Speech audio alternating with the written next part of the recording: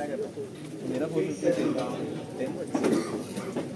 हाँ 10 मैं 35 आया. Okay, so last time we were discussing the,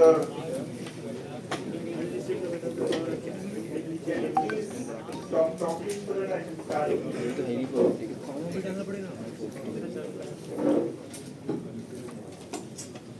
75 क्या? Right, so we were talking about the gross domestic product. Yes, last bench.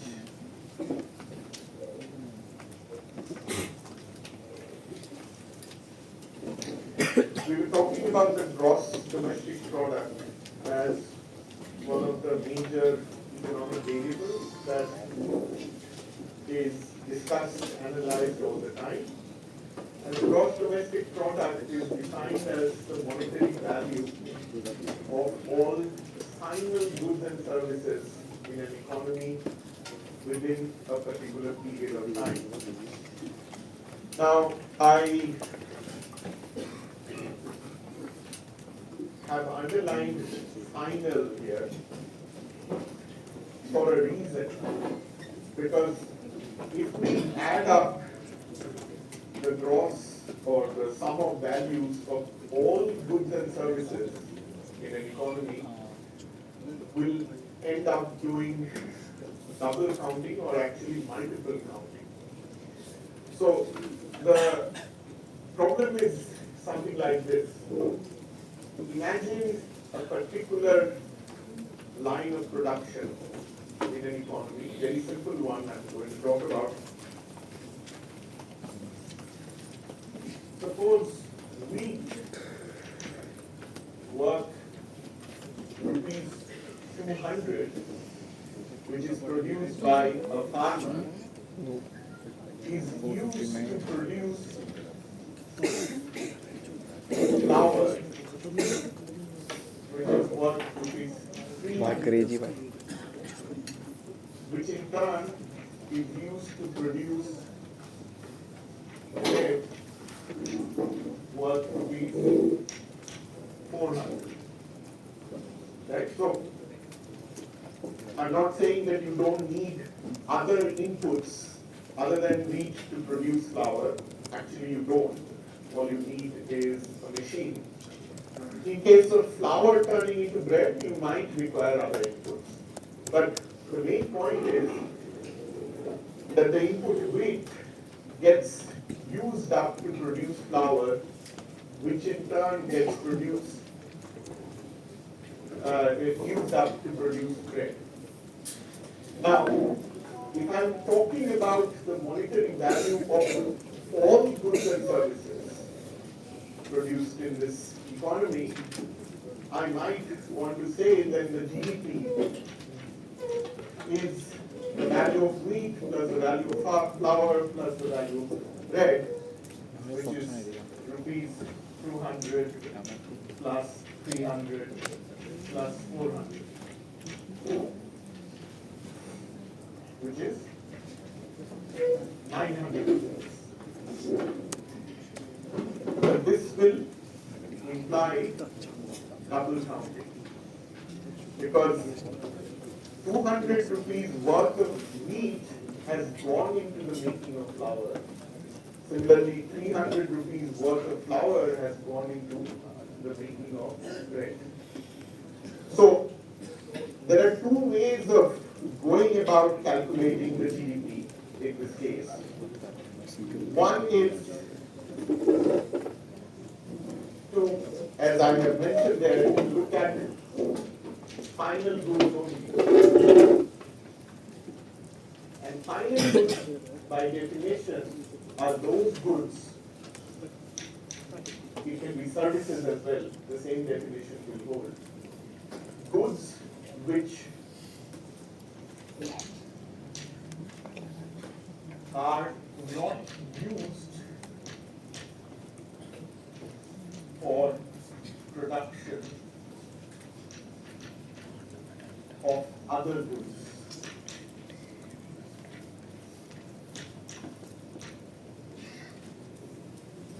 And non-final goods, therefore, are called intermediate goods.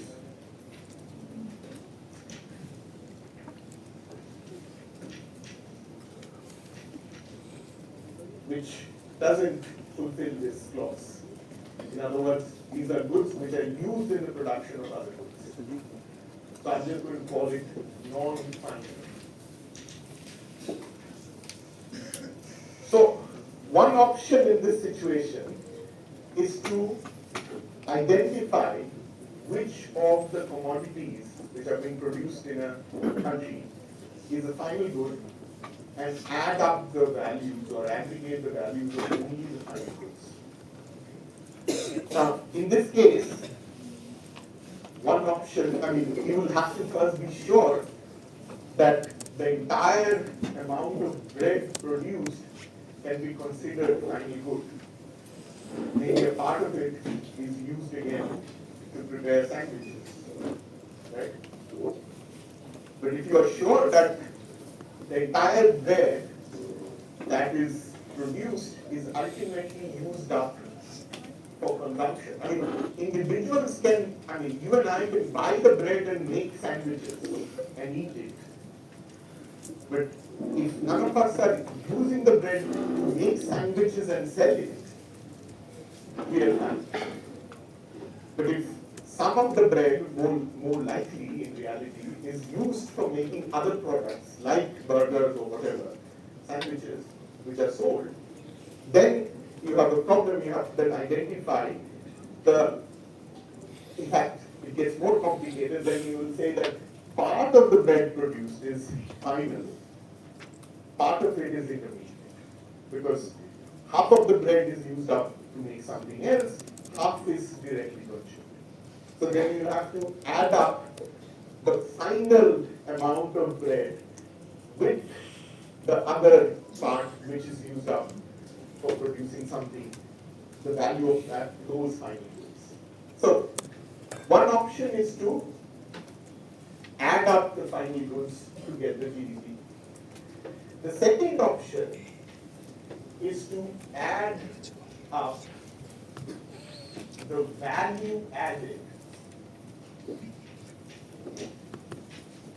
in each stage of production.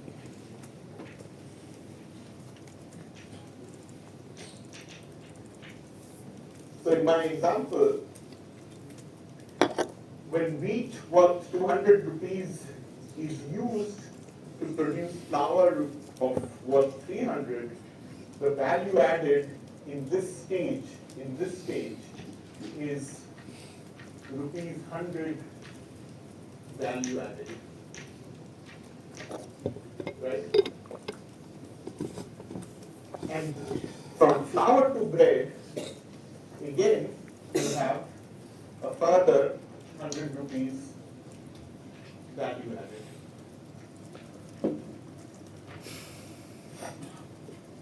What about the wheat itself? Assuming there is no prior stage of production, the production of wheat is the first stage of production, which is what it normally is, right? You can complicate it and say, oh, certain fertilizers have gone into it, but let's keep it simple. If this is the first step of production, then you start with a value added of rupees 200 at the first stage.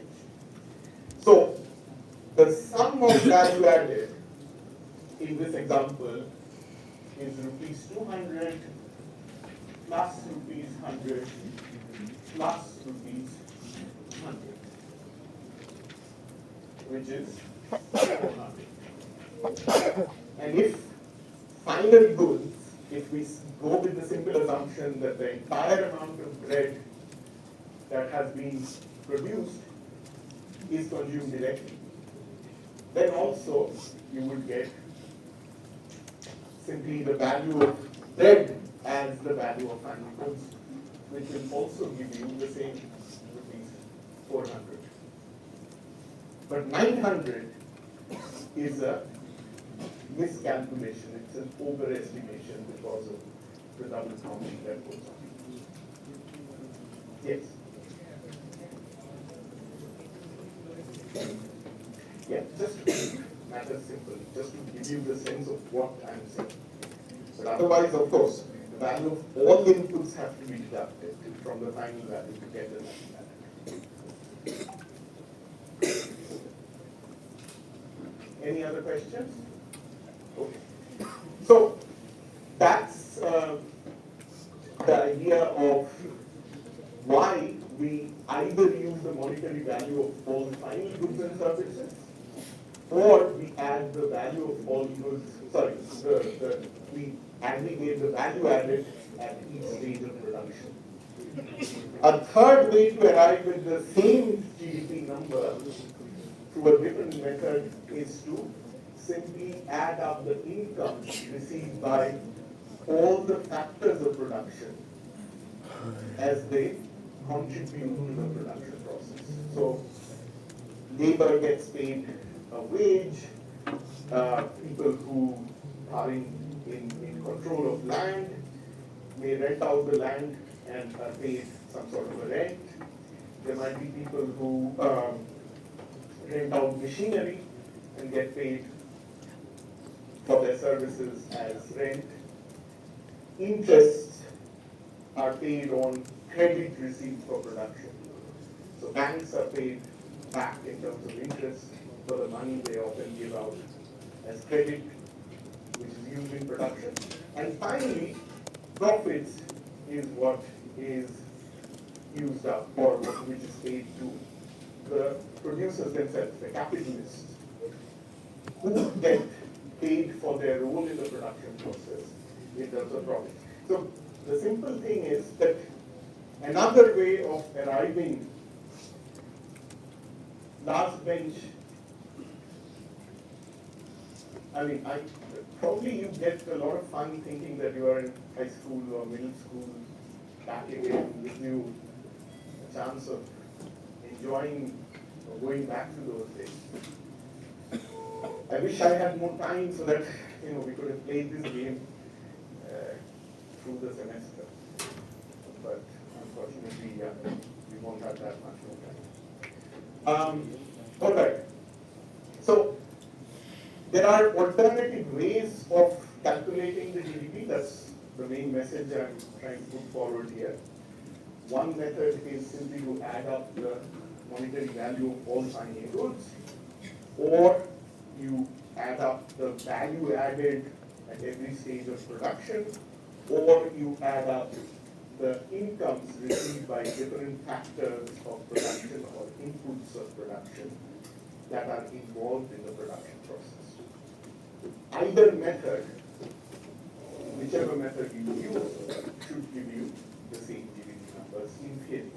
In reality, of course, numbers do vary a little bit, but yes, probably, when we are talking about GDP numbers which run into billions of dollars, the difference in the GDP estimations calculated using alternative methods is the variation is definitely within 0.2%, 0.3%. Yeah.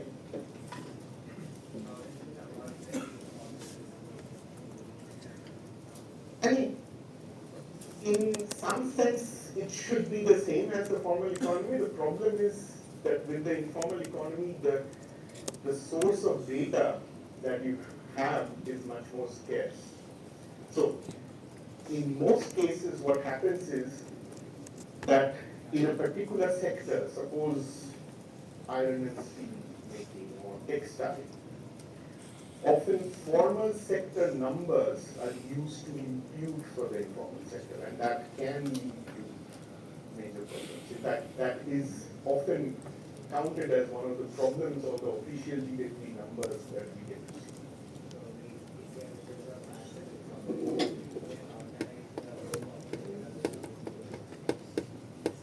It's not also exactly the. It's a function of what are the data gaps that one expects about the informal economy. It's not like there is no data collected for the informal economy, but all statisticians or all statistical agencies recognize that you don't have complete data. So there is a lot of assumptions and imputations which go on. And a lot of that is based on what the formal sector numbers look like. So, yeah, there's quite a, I mean, it depends on who you talk to. Some people will say, oh, yes, we do that, but it shouldn't really matter so much. Or we can at least tell you what is the degree of error that we are likely to have. But then some people will say, no, you can't even predict, because unless you know what percentage of the economy is informal at any given point in time, you can't even do that prediction of a band of error with any certainty. Okay, so GDP per capita, which is GDP per unit of population, is the commonly used measure of welfare for a country. And growth rate of GDP per capita are widely used, or is growth rates of GDP per capita are widely used as an index of economic performance for a country. So that's why all the time you hear about which countries are growing faster. So high growth economies versus moderate growth economies. So growth rates are figures about which the entire financial market, as well as policymakers, as well as journalists, and also politicians are extremely interested in. Mainly because it's seen as a proxy of the strength of the economy that you are looking at, right?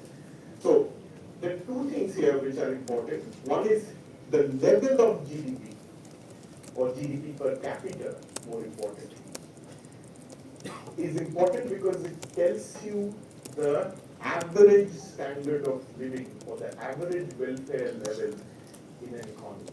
It's supposed to tell you that. Now, does it? So, for example,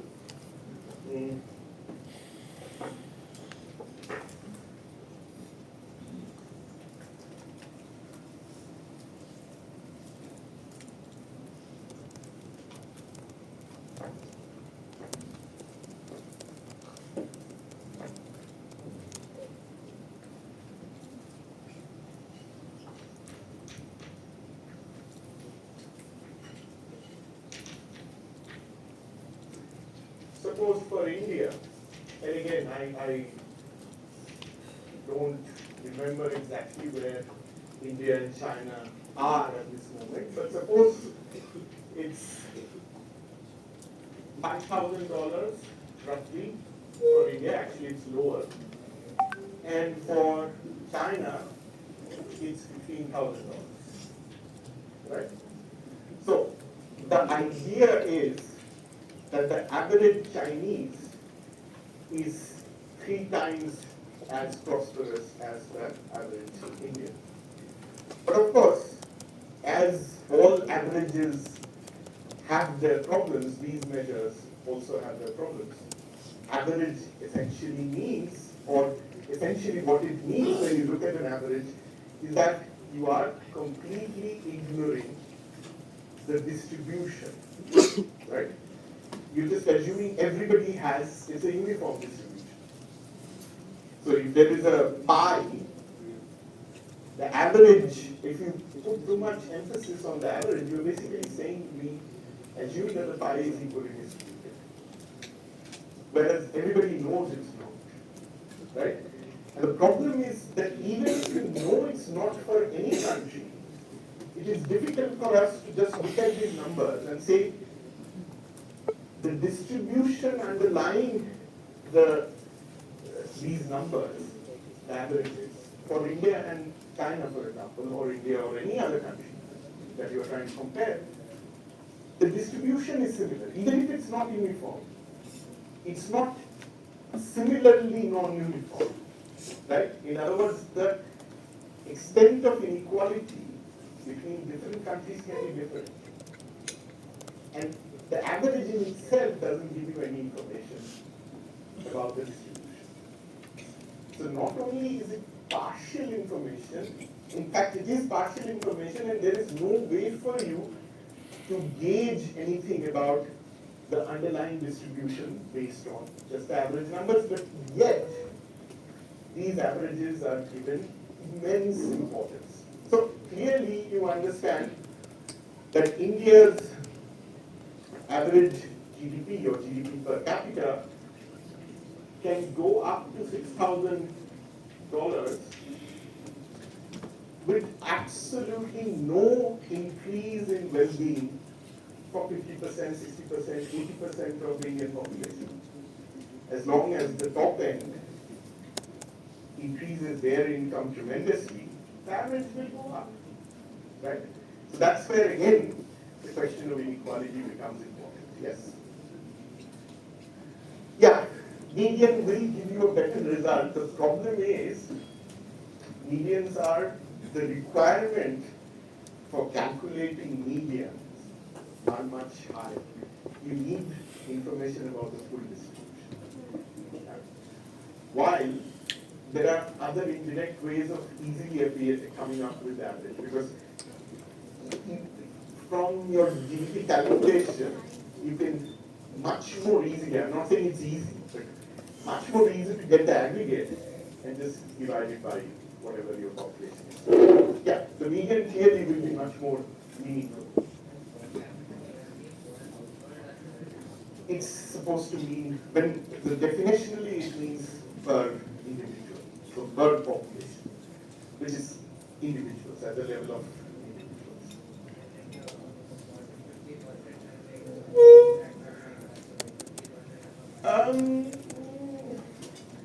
Well, well, that's possible. I don't think the bottom. I mean, you're basically saying that if I arrange the distribution, there will be a lot of zeros. Even yeah, that might give you interesting medians, which may be very, very low, which are not very meaningful. I understand what you're trying to say. That if instead of plotting the distribution at the level of households or earning units, if you just put in the numbers, I think an easy way to do it is at least put in an earning individual as the unit. That will still give you a better result if you want to look at it. Yeah, I mean, it will have its problems because house or family sizes are not equal, etc. So there will be certain issues there. But I understand what you're saying. If I just plot in the income levels of each and every person living in this country, there will be a lot of zeros because all of you, I suppose, not all of you are not, but many of you are not earning anything. So dots.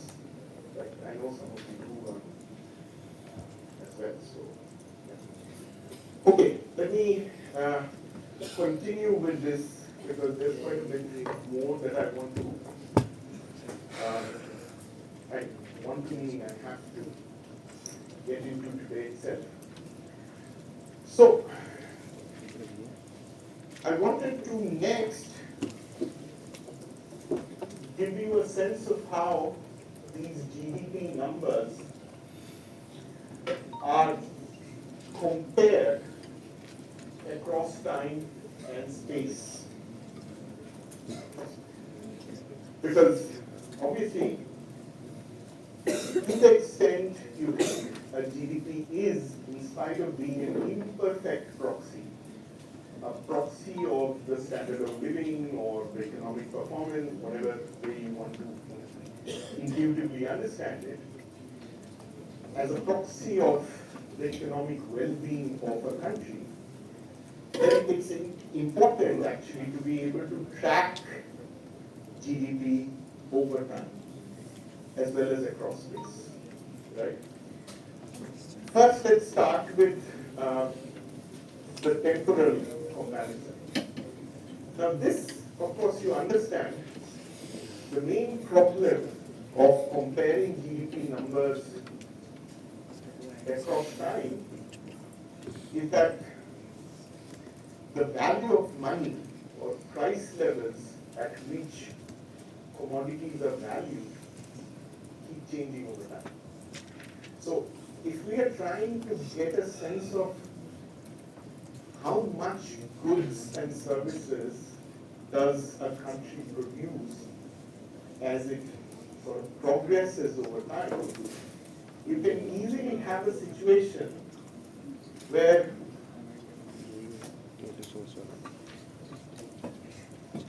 suppose for any country, you have 2 years, 1990 and 2020, and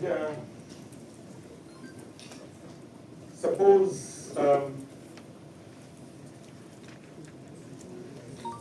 this country produces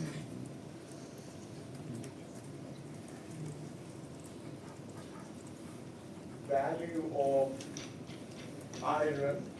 Suppose the country produces two commodities. One is iron, just to make my point, it's obviously simplistic. The value of iron and value of wheat. So one industrial commodity and one agricultural commodity. Now, actually, I just want to right. So maybe the value of iron produced in 1990 was rupees 100 million, and the value of wheat is 50 million. Now, in 30 years, the value of iron produced has gone up to 400 million, and the value of wheat produced has also increased 4 times to 200 million. Right? So,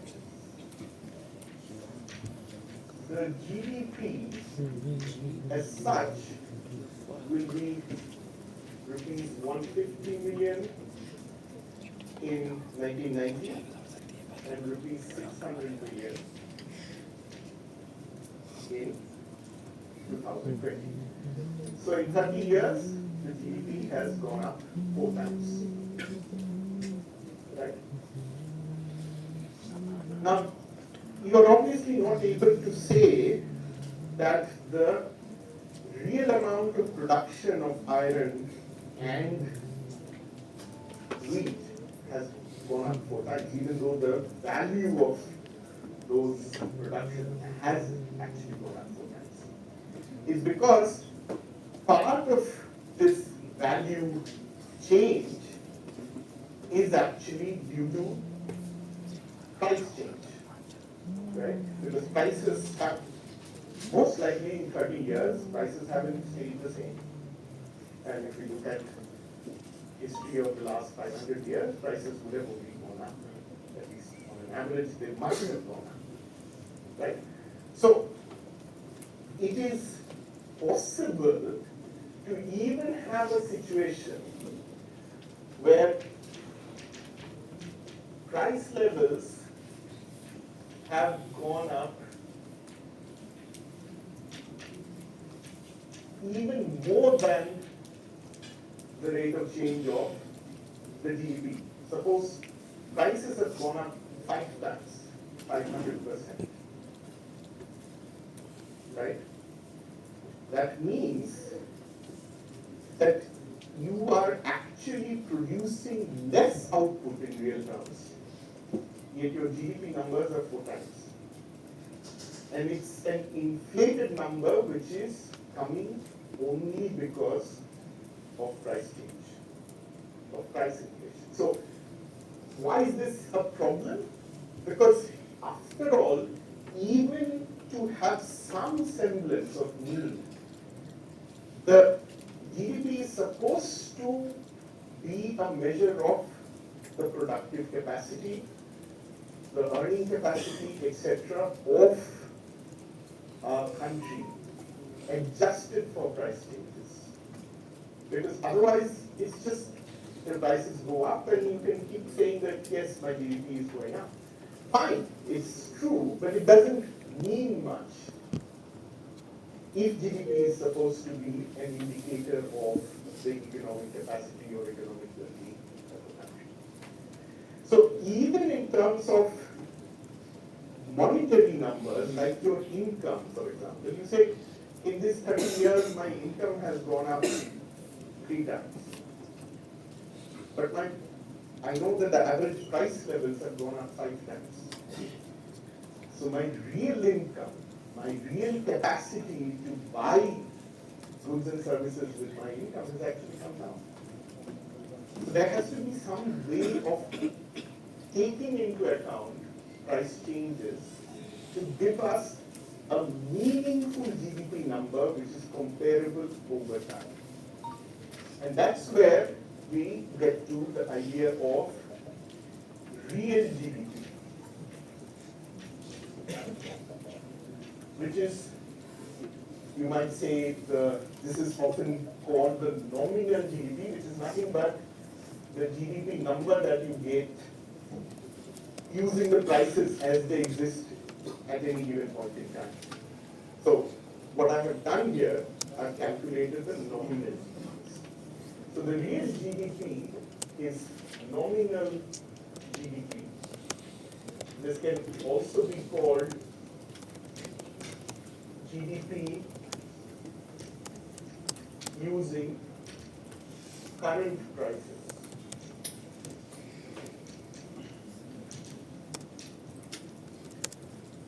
By some index of price change.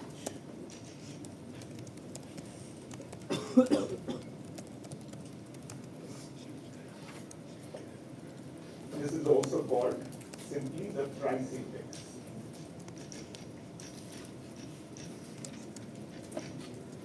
So, in this case that I have talked about, and I think I should, well,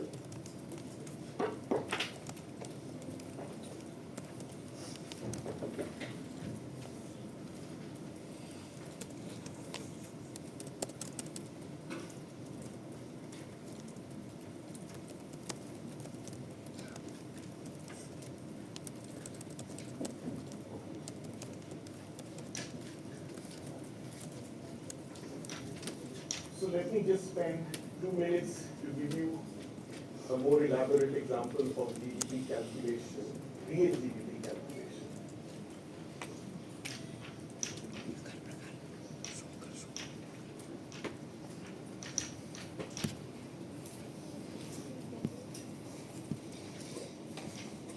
Real GDP,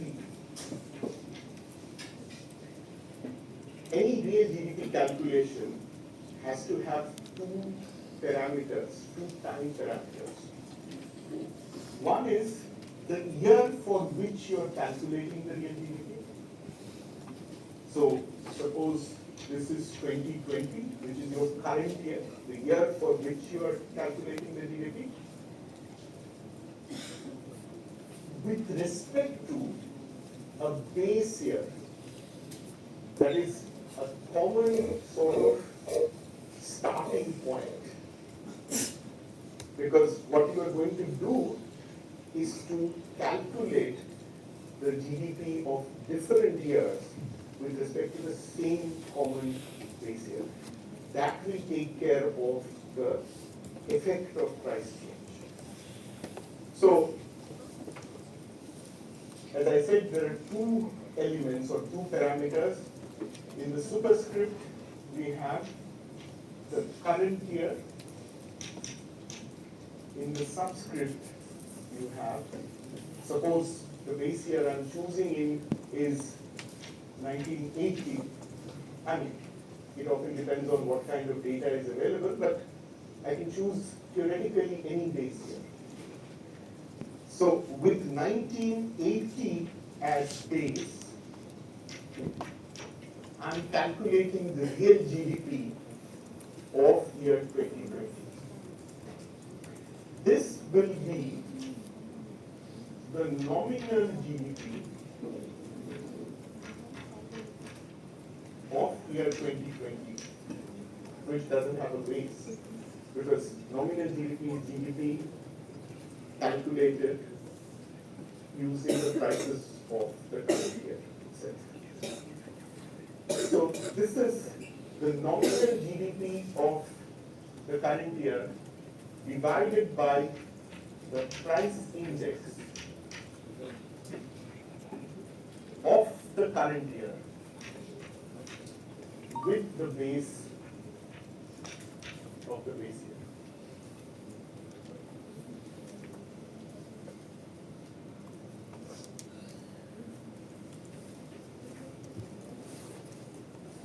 So let's just take an example that the nominal GDP for year 2020 in a country, suppose, is 500 million rupees,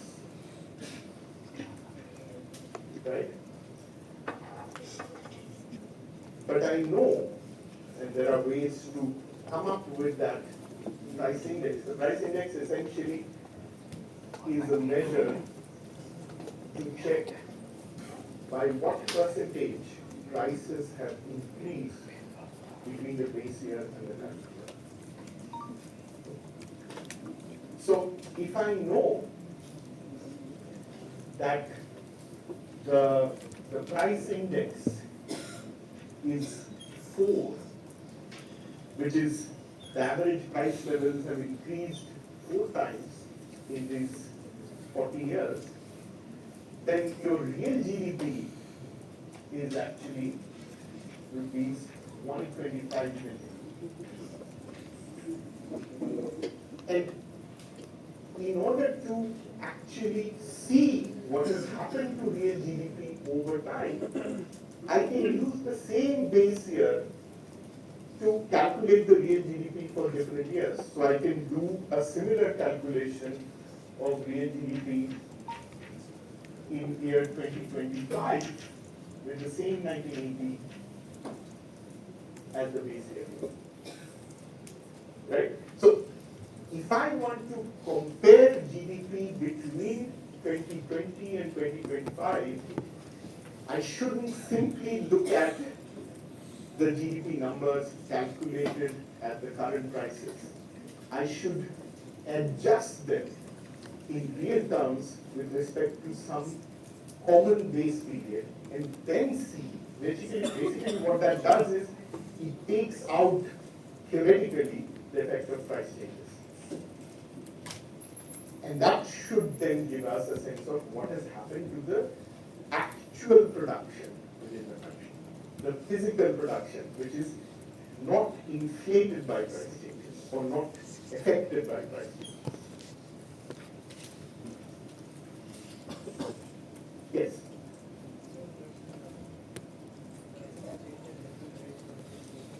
Yeah. So the price index is basically it's an index. So it will be some sort of an average price level, which will have to be created giving different weightage to different. So typically what is done is, rice has a different weight in India's consumption basket compared to Netflix subscriptions, right? Both are there. The prices are changing for both, but the weightage has to be given appropriately so that you can come up with some sort of an average index of price. And then look at at what rate that average has changed. It's not a simple task, but the idea is not too difficult. But in actuality, it's of course much more complicated. All right. Any questions? Yes. No, it should depend. Some people might do it, but that's not a right way of doing it. Because, again, the weightage of basic food items in a country in West Africa will be different from what it is in a rich country like Denmark. Because a rich country will probably have a lower weight of basic food items than a very poor country in West Africa. So it should be country specific, the weightage, to arrive at the country-specific price index. So, interestingly, see, here I'm talking about comparing GDP for the same country over time. I haven't come to the spatial comparison. That is, how do we compare GDP across countries, which is what I'm going to talk about now. In reality, of course, you'll have then a combination of both. If I want to track what is happening to the US GDP numbers versus Indian GDP numbers over time, then both the spatial variation and the temporal variation have to be combined. But I'm just making it simple by looking at each issue separately. First, the temporal variation. How do we compare GDP over time? And now I want to talk about how do we compare GDP across space. Yes.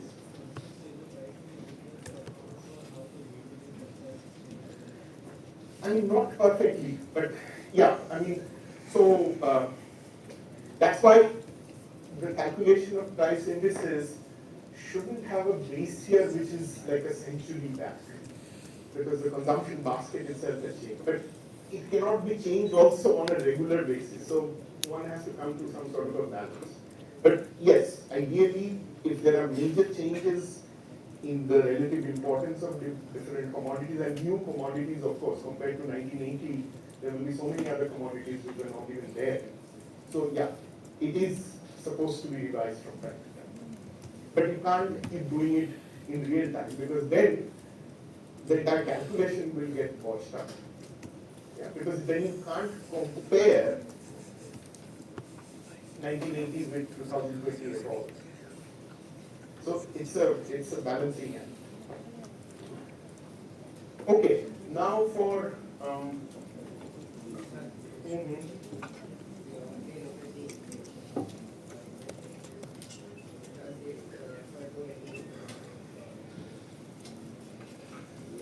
in the sense that why is it happening, that kind of a thing, that why is price increasing 4 times?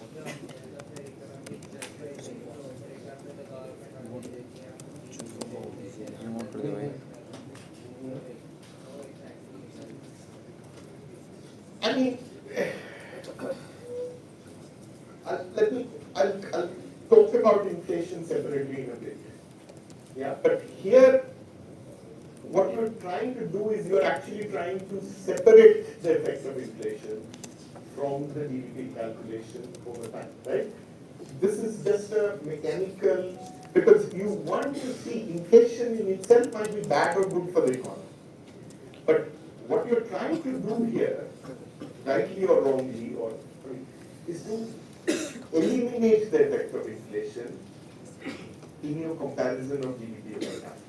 Because you want to gauge what has happened to the physical capacity to produce more value. Okay. That's the task here. Therefore, you're trying to do away with the price change aspect as far as possible. Inflation, of course, so that price index tells you that inflation is such that price levels have gone up 400% between 1980. That obviously is not, that is an important economic finding in itself. But I'm not saying anything about that right now. I'll come back to it. I mean, given the time constraint, I'll at least say something. So now, let me talk about the spatial comparison of GDP. Essentially, what happens if we want to compare the GDP of two countries.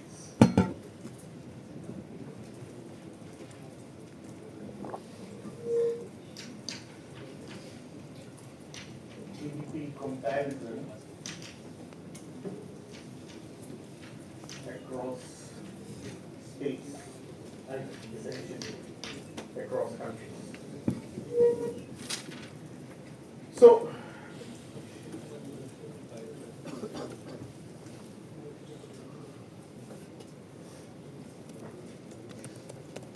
I mean, at some level we both know, or not both, all of us know what we are trying to do. GDP in country A versus GDP in country B.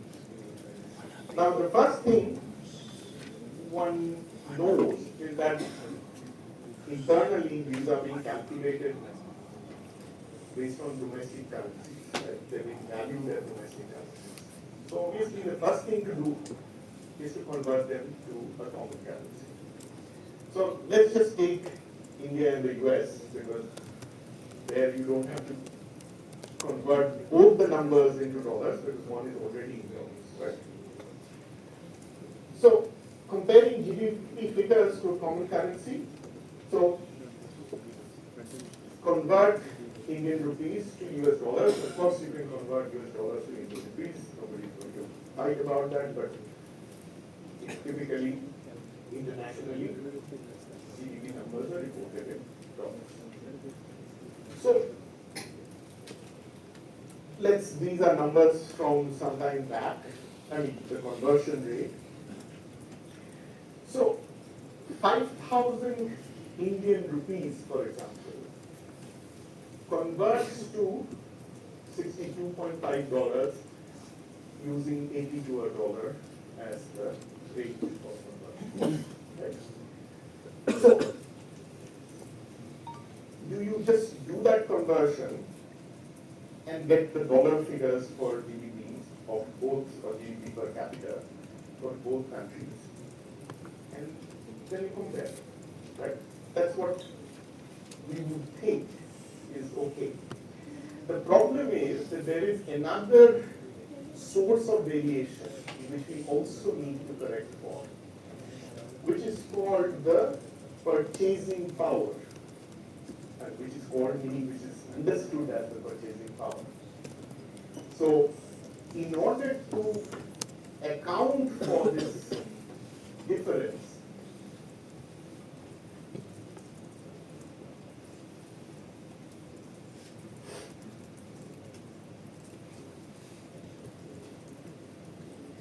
have you done your attendance? You want to go out? Yeah, 2 people. No. You can wait there, you can get your attendance and go out. No?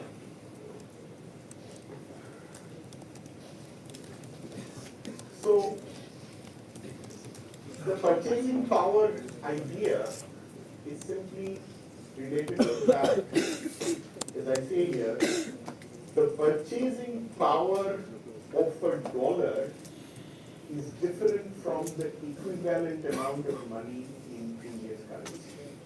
So the purchasing power of a dollar in the US and 80 rupees in India is different. Which one do you think is higher? I think I guess. What do you think? 80 rupees is higher. Why? Because prices for similar things are likely to be cheaper in India than in the US.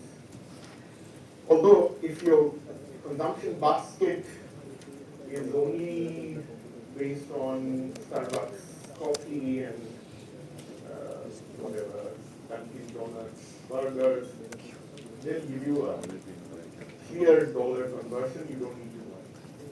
Yeah. Unfortunately, you still need to worry because the person who comes and cleans your home and the auto that you choose to ride will still be cheaper. So your life will be cheaper, even if your consumption, if you want to be a global sort of consumer. There are aspects of your life which obviously you will not give up, right? That's why a lot of NRIs now want to come back to India, apart from the fact that obviously everybody is losing jobs left, right, and center. I've heard this so many times, I'm sure you might have as well. India is so much better. For the same salary you have, or even for half the salary you have such a better and such a better quality life. There are 3 people, a driver, a nanny, great. So that's what we are talking about. So in order to adjust for the difference in purchasing power, one needs to then adjust the dollar amount of Indian GDP, for example, or Chinese GDP, or any other GDP. Suppose you are comparing with the American GDP itself. But when you are comparing your local currency numbers for GDP into dollars, you have to still further adjust the dollar figure with a purchasing power parity adjustment factor. And typically, I mean, it depends, you can think of it this way. So,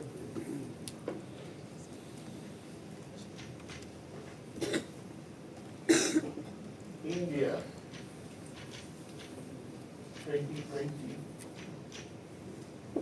using the purchasing power parity adjustment, will be GDP for India in US dollars. That's just the conversion of the Indian rupee equivalent of GDP to US dollars just by using the dollar rate. But then multiplying it with the PPP adjustment factor. And typically, this tends to be the GDP PPP adjusted, so the left hand side typically tends to be greater than the GDP India USD, because the PPP adjustment factor is typically greater than 1. In fact, in case of India, it's about 3.5 to 4. For Denmark, it will be very close to 1. It might be even less than 1. Less than 1 means that it's a more expensive country in terms of its purchasing power than the US. That's also possible. So, across space, in order to compare GDP levels, you of course need to convert it into the same currency, but you have to do this further adjustment of multiplying with the PPP adjustment factor, which is of course, it's a PPP adjustment factor which is specific to the two countries in question. So it will change when you're trying to do a PPP adjustment for India with respect to Denmark itself, or with the US, or with China. You will have different PPP adjustments. So it will be specific to the two countries for which you are trying to do this adjustment. Right? Okay? All right. So a few more things about the GDP before I move on. Limitations of GDP as a measure of economic welfare. I'll start very quickly with the last one, which I have actually already talked about, so that's why I want to start with it and quickly get done with it. The GDP per capita is an average measure, and like any other measure of central tendency, it ignores distribution. So inequality is not captured at all. So just to say that Indian per capita GDP has gone up by 50% in 6 years doesn't mean everybody in India enjoys that increase in welfare. In fact, it's pretty obvious that the lower end of the distribution most likely doesn't enjoy it. You can have a situation, you can have a growth process where the lower end is the section of the population that is actually contributing to the increase in GDP. And the upper end is not doing very well. It's possible theoretically, but in real life that seldom happens unless there is a special push or a special policy direction from the government to somewhere make the lower end of the income distribution gain more through the growth process.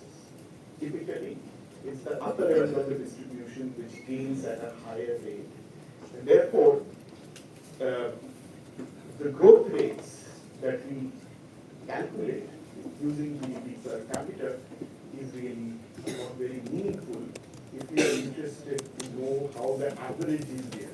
I mean, of course, you must know if I do the average height of this class, I'll end up with 163.35 kilometers, 163.1 centimeters, right? But there may not be any one of you who is exactly at that point, right? So the average person often doesn't exist, which is the problem with averages. I mean, it just doesn't. The median person will exist, but the average person may not exist. They may exist, but very often they don't. So the average is always a fictitious measure, but it still is supposed to imply something. And we kind of still stick to that because it still carries some information. So, but it's a problem, and that's why I just wanted to mention it. But let's now look at some of the not so obvious things. Now, the calculation of GDP is mostly limited to marketed goods and services. So there are lots of other kinds of activities which are actually economically valuable, which are not included in the calculation of GDP. And the most obvious issue here is household work, mostly performed by women, is not included. Now, you might ask, but is that economically valuable task? I just ask you to look back at our discussion in the first class itself. Yeah. Yeah. They will come up. There is I mean, I hate to do it, but I do it every time. If somebody asks me this question and then I remember. There's an extremely, I think, politically offensive example. That's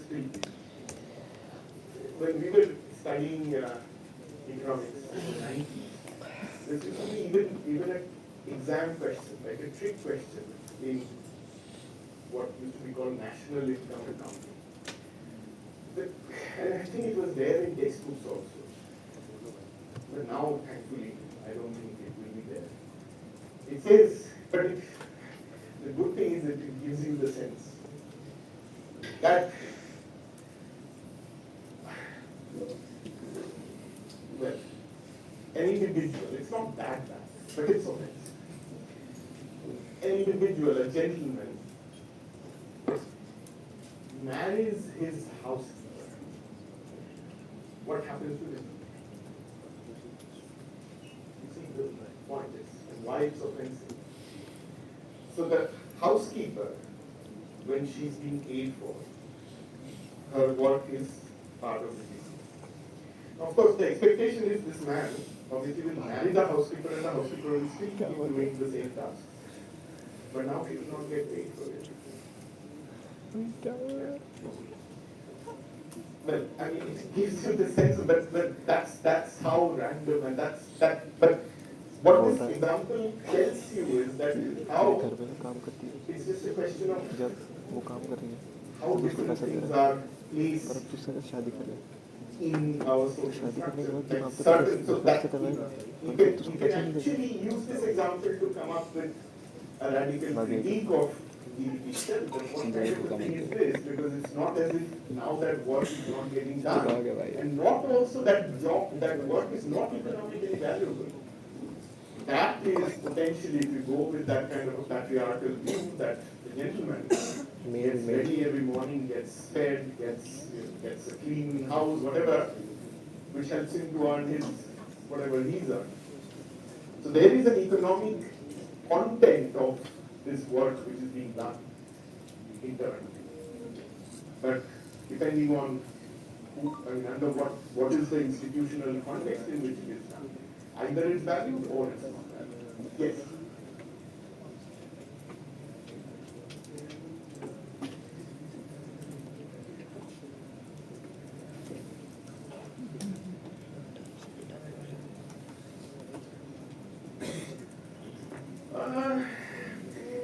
No, but but the man's income is remaining the same.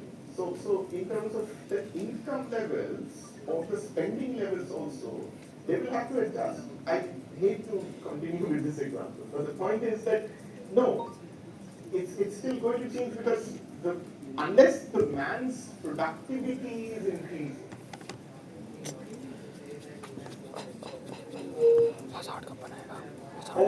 and will spend more.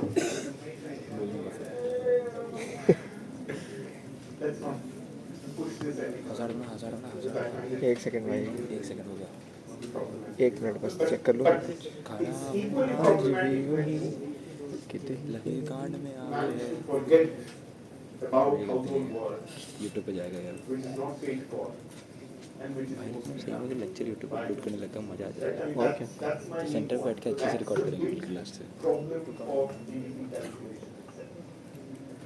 And I keep saying that it has, let alone the ethical, the sort of social implications of that, it has definite economic implications. Because this task is important for economic value creation. Think about childcare, think about household work at various levels. Just now, I think last week, since I have started teaching this part, the latest data has come up from 2024. The average time spent on household work in India by women is 4.5 times, about 5 times that spent by an average. That's latest numbers.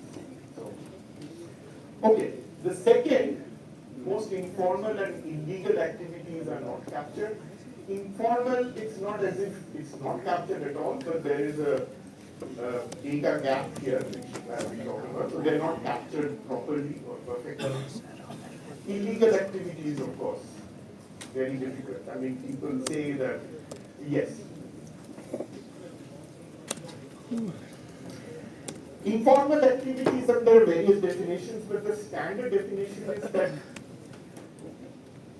a business or an enterprise that's not registered with the government. So the government is not aware on its books about its existence, which is pretty much all of India. Right? I mean, you try to get more of it in.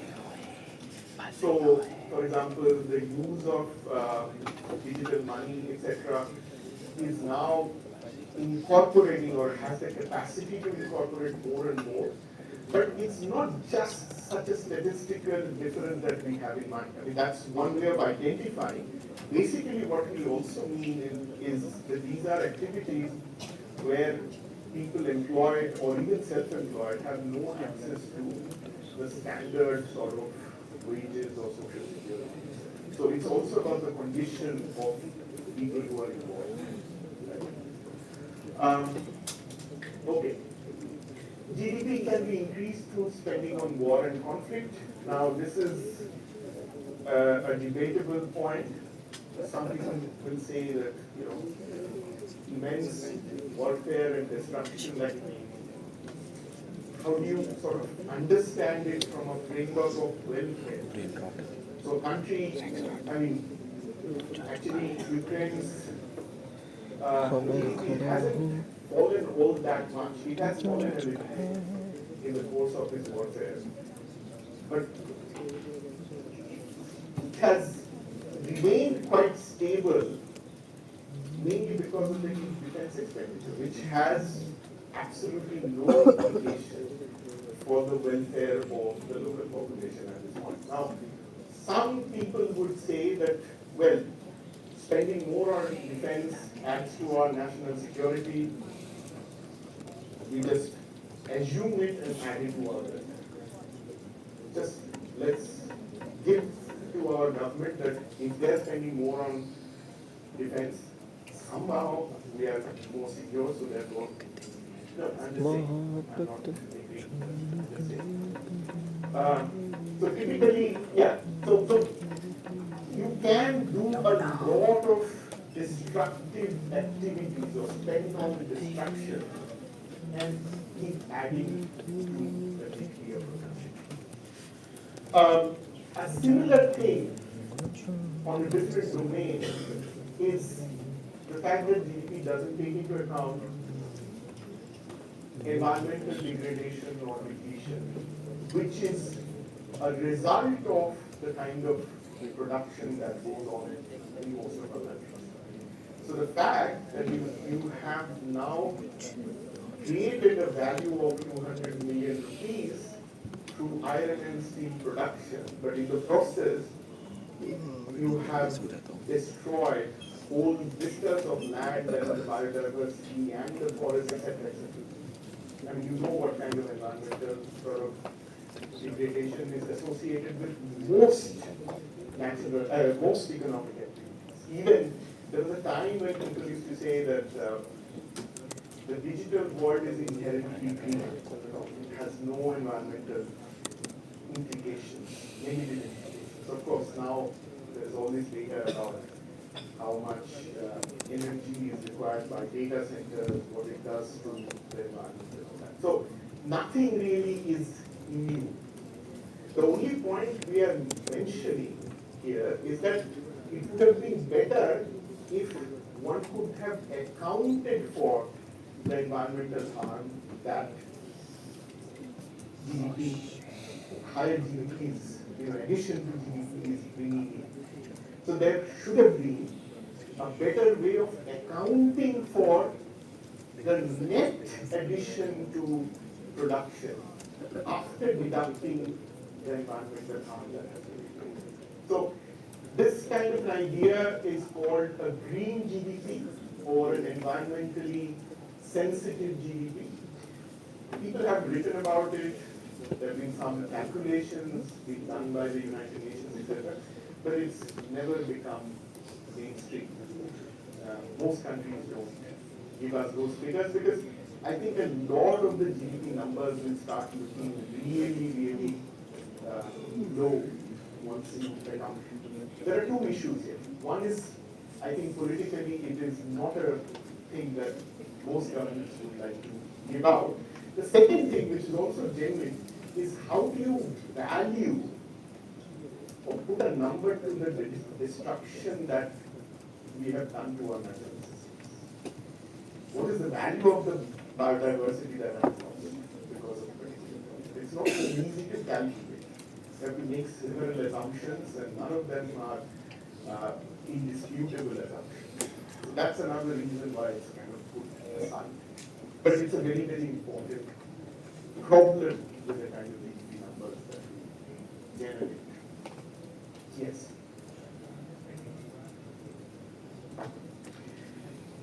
It's, I mean, it becomes GDP because the government spends it on things. So either the government, it's the bombs or whatever are produced by somebody in the country. So if you're thinking of a closed economy, then it's, that amount of value is actually produced within the economy. So people are getting paid, etc., etc. There's a value of that entire infrastructure. Even if it's being imported, it will not feature in the country's GDP. It will feature in the GDP of the country from where it's. So I didn't want to bring it up. There is a, if any one of you have the interest and courage to come back to my class on Introduction to Economics, we will go deeper into these kind of things. How do we understand GDP as a calculation when trade comes in? But simply put, somebody's GDP is getting added to when defense production happens. It could be a country which is using the defense, or it could be a country which is just producing defense equipment and then exporting.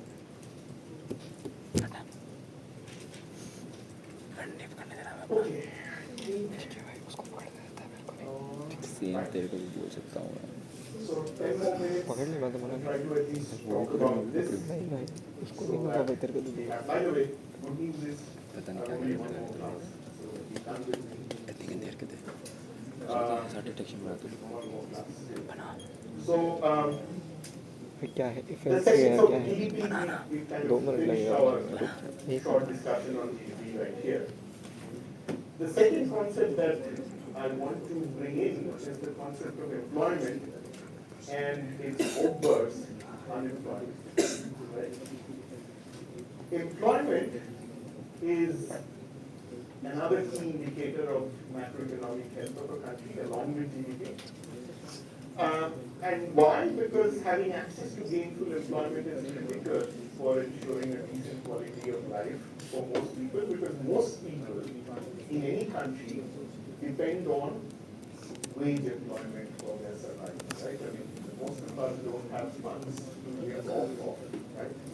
I mean, just rent our 5 properties or just get interest from our savings and hang out. I mean, most of us, unfortunately, don't have access to that kind of assets. So the only thing we get to do is to use our labor power according to demands and earn a living, right?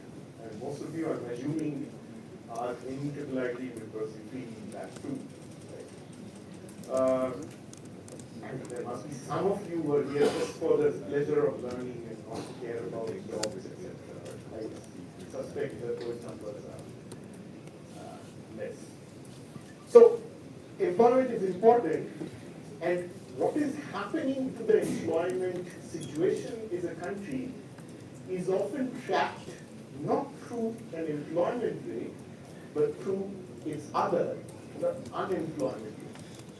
And the idea being that higher unemployment is bad, so you should bring down unemployment within limits. Now, what is within limits? There is no sort of formula or definite threshold, but one can say typically 3 to 4% unemployment is acceptable. And the reason I'm coming to unemployment rate, the definition, as you can see, it's simply the percentage of working age adults who are actively looking for employment. That is, they're part of the labor force, but they can't find employment. So, let's keep this basic structure in mind. You have working age adults in any country. Working age is typically taken from 15 to 59 years. Of course, that's no longer really true, but this is seen as the working age. Now, out of these working age adults, there are people who are actively looking for work. So they're part of what we call the labor force. And there are some people who are not in labor force.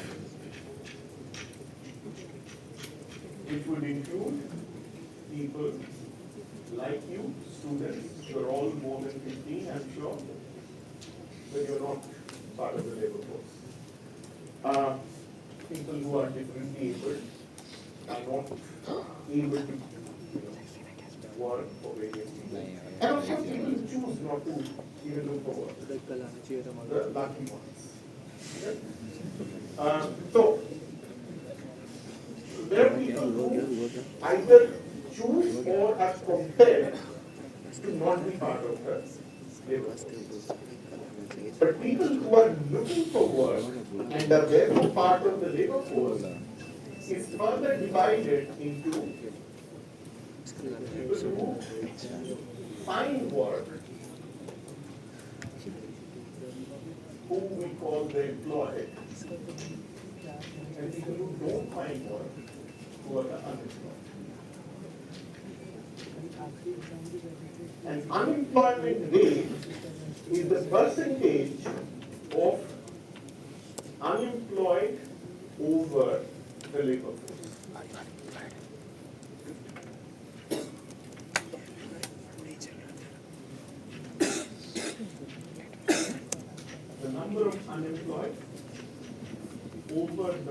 total size of the labor force, which is nothing but the number of employed plus the number of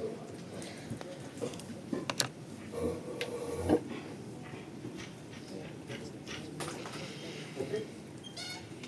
So, why do we even assume that 3 to 4% unemployment is natural? And, yeah. But shouldn't that worry us?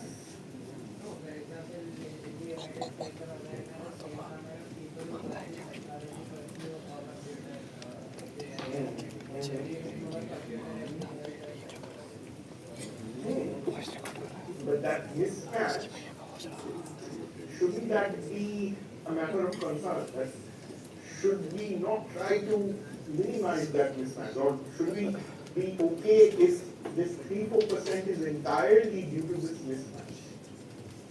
That's what I'm saying. If it's just due to this mismatch, shouldn't we try to bring it down to 0.2%? Well, okay.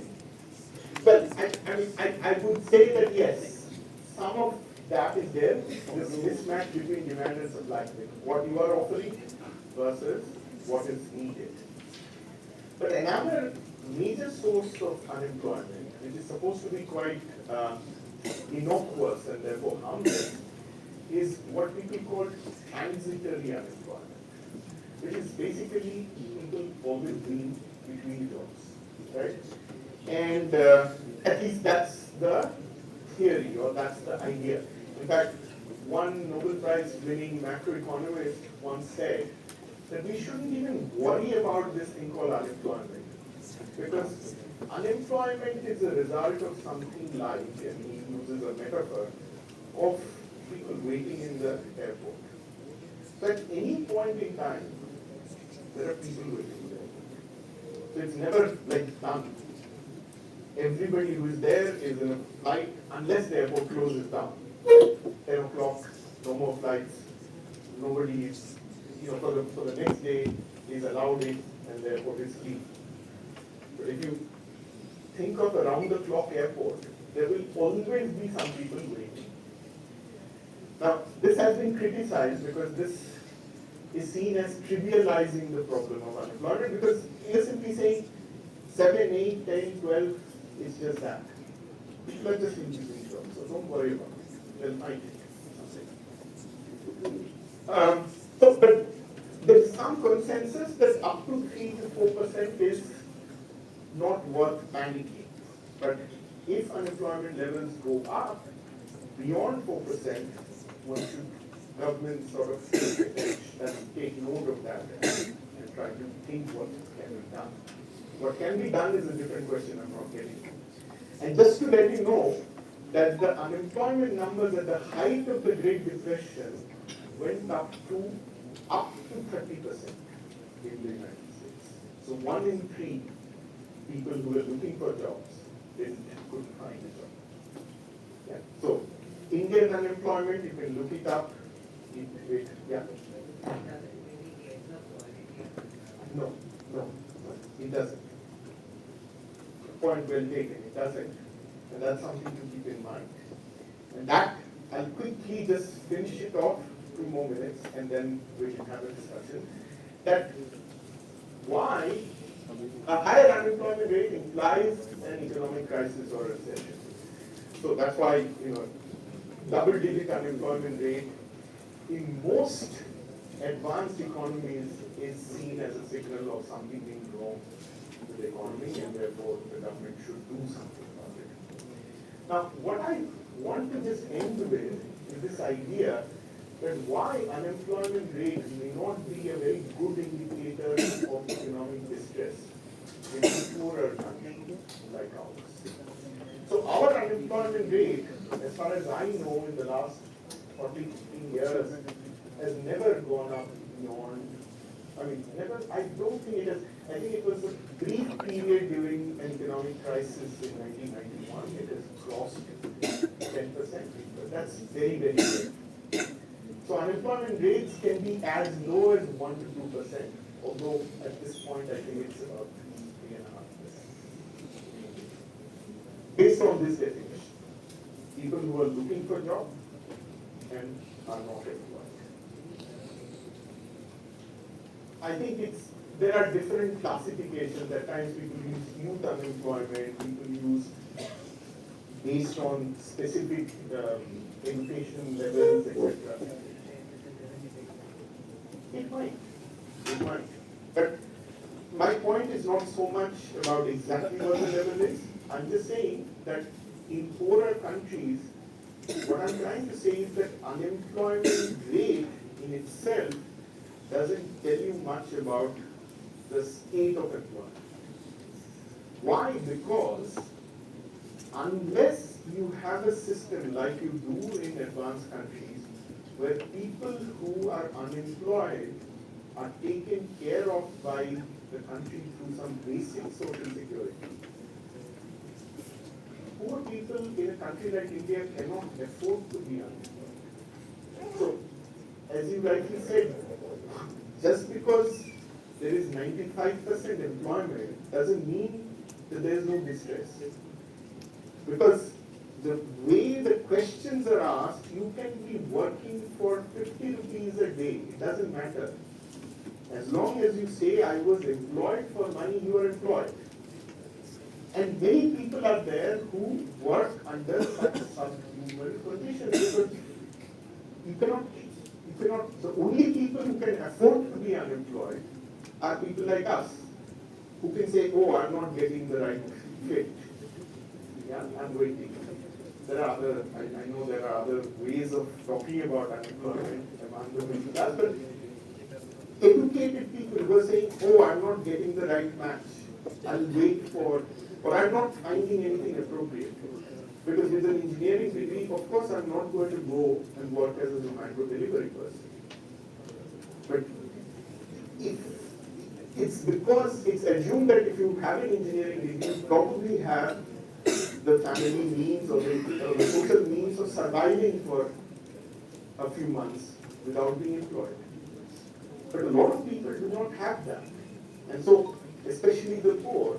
So therefore, you may have relatively low unemployment rates in a country like India, but that disguises a lot of distress and crisis among the people who might be employed. So unemployment rate is a better indicator of economic distress in countries where there is some protection for unemployment. Because then you know that if the people are not getting enough decent quality jobs, that's why they are choosing to be unemployed. And yet surviving because the government is providing them with the basic unemployment level to carry on. Right? But in India, when you don't have anything like that, or in Bangladesh or in Nigeria, people will be doing something to survive. And therefore, in the calculation, when you ask them where you employed or where you unemployed, they will always come up as employed. Okay? All right, yes.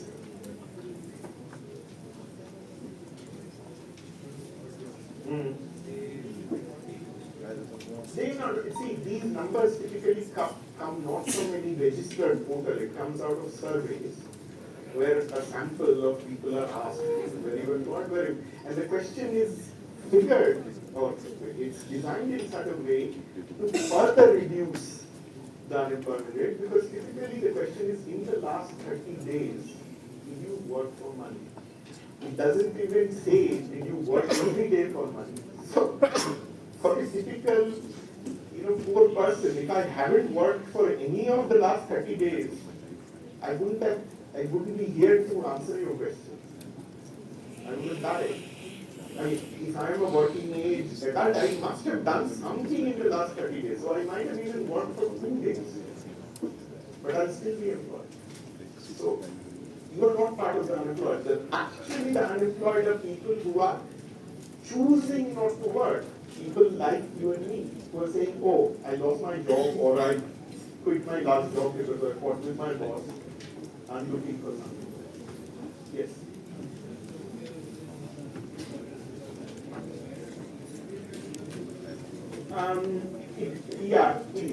Typically it depends on, so there are ways of adjusting for seasonality in employment. So for certain professions or certain areas, the questions are asked in a slightly more broader sense that maybe in the last. Mummy को जाके फिर बात But कर लेते हैं actually, yeah, so in some cases they ask how many months or how many days do you work in the entire agricultural year and try to तुझसे तो बात adjust it आज somewhere. उनका एक बेटा जीरो हो But जाएगा still, in many cases, people who are in agriculture, and agriculture provides you employment for just 3 months, 4 months a year. डेढ़ घंटा बैठ के वी का असाइनमेंट लिखा है There are very few people who can give off 4 months of employment. So they might be then working as a security guard or something. So then still, even if they're not employed in agriculture, they're employed somewhere else. Right? Okay, see you on Monday.